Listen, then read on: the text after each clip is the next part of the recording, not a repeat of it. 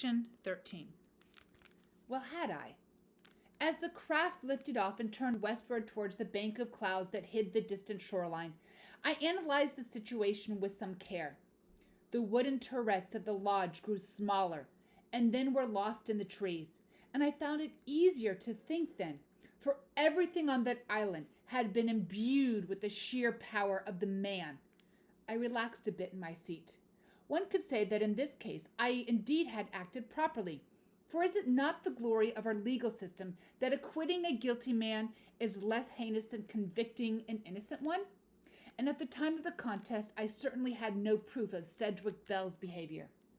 Yet, back in Woodmere, as I have intimated, I found myself with a great deal of time on my hands, and it was not long before the incident began to replay itself in my mind, following the wooded trail towards the river, or sitting in the breeze at dusk on the porch. I began to see that a different ending would have better served us all. Conviction had failed me again. I was well aware of the foolish consolation of my thoughts, yet I vividly imagined what I should have done. I heard myself speaking up. I saw my resolute steps to his chair on the stage, then the insidious flesh-colored device in my palm, held up to the crowd, and I heard him stammering. As if to mock my inaction, however, stories of his electoral efforts soon began to appear in the papers. It was the year of spite and rancor in our country's politics, and the race in West Virginia was less a campaign than a brawl between gladiators. The incumbent was as versed in treachery as Sedgwick Bell, and over my morning tea I followed their battles. Sedgwick Bell called him a liar when he speaks and a crook when he acts, and he called Sedgwick Bell worse. A fistfight erupted when their campaigns crossed at an airport.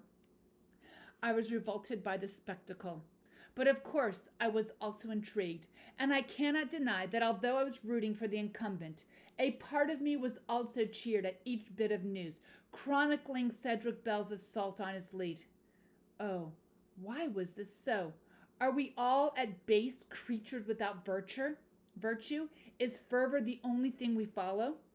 Needless to say, that fall had been a difficult one in my life, especially those afternoons when the St. Benedict's bus roared by the guest house in Woodmere, taking the boys to track meets, and perhaps the Senate race was nothing more than a healthy distraction for me. Indeed, I needed distractions.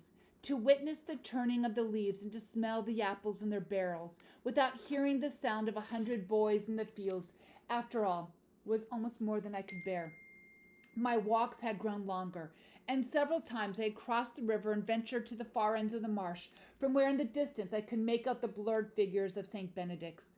I knew this was not good for me, and perhaps that is why, in late October of that year, when I read that Sedgwick Bell would be making a campaign stop at a coal miners' union hall near the Virginia border, I decided to go hear him speak.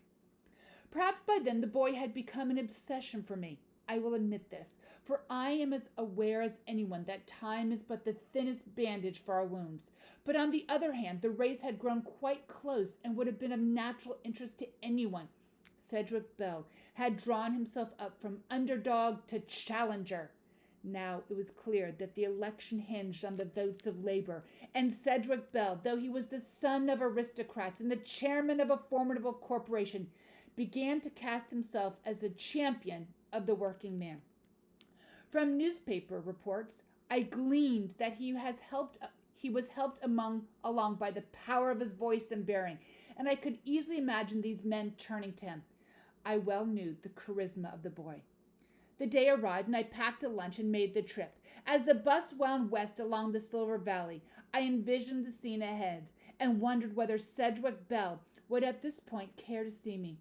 Certainly, I represented some sort of truth to him about himself, yet at the same time I also seemed to have become a part of the very delusion that he had foisted on those around him. How far my boys would always stride upon the world's stage, yet how dearly I would always hope to challenge them. The bus arrived early, and I went inside the Union Hall to wait. Shortly before noon, the miners began to come in. I don't know what I had expected, but I was surprised to see them looking as though they had indeed just come out of the mines. They wore hard hats, their faces were stained with dust, and their gloves and tool belts hung at their waists. For some reason, I had worn my St. Benedict's blazer, which I now removed. Reporters began to filter in as well, and by the time the noon whistle blew, the crowd was overflowing from the hall. And as the whistle subsided, I heard the thump thump of his helicopter, and through the door a moment later, I saw the twisters of dust as it hovered into view from above. How clever was the man I had known as a boy. The craft had been repainted the colors of military camouflage, but he had left the sponsors the red, white, and blue of their sponsoons, the red, white, and blue of their previous incarnation. He jumped from the side door when the craft was still a foot above the ground, entered the hall at a jog, and was greeted with an explosion of applause. His aides lined the stairs to the high platform in which the microphone stood under a banner and a flag, and as he crossed the crowd towards them, the miners jostled to be near him, knocking their knuckles against his hard hat, reaching for his hands and his shoulders, cheering like Romans at a chariot race. I do not need to report on his eloquence, for I have dwelled enough upon it. When he reached the staircase and ascended to the podium, stopping first at the landing to wave, and then at the top to salute the flag above him, jubilation swept among the throng. I knew then that he had succeeded in his efforts, that these miners counted on him somehow as their own, so that when he actually spoke and they erupted him with cheers, it was no more unexpected than the promise he made then to carry their interests with him to the Senate. He was masterful. I found my own arm upraised. Certainly, there were 500 men in that hall, but there was only one with the St. Benedict's blazer over his shoulder and no hard hat on his head. So of course I should not have been surprised when within a few minutes one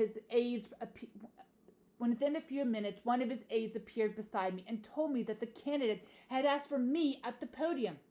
And at that moment I saw Cedric Bell's glance pause for a moment on my face, and there was a flicker of a smile on his lips. But then he looked away. Is there no battle other than the personal one? Was Cedric Bell at that point willing to risk the future of his political ideas for whatever childhood demon I still remained to him? The next time he turned towards me, he gestured down at the floor, and in a moment the aide had pulled my arm and was escorting me towards the platform. The crowd opened as we passed, and the miners in their ignorance and jubilation were reaching to shake my head. This was indeed a heady feeling. I climbed the steps and stood beside Cedric Bell at the smaller microphone. How it was to stand above the mass of men like that. He raised his hand and they cheered. He lowered it and they fell silent.